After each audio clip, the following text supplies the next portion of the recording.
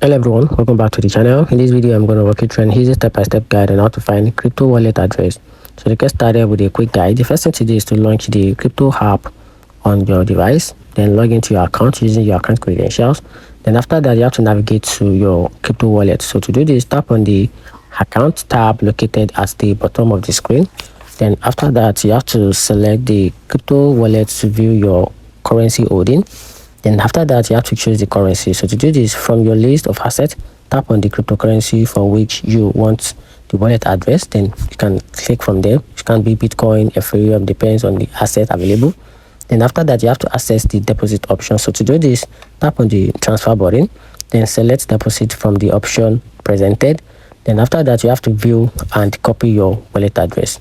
So your unique wallet address for the selected cryptocurrency will be displayed. Then you can copy the address or scan the QR code to share it, and that's it.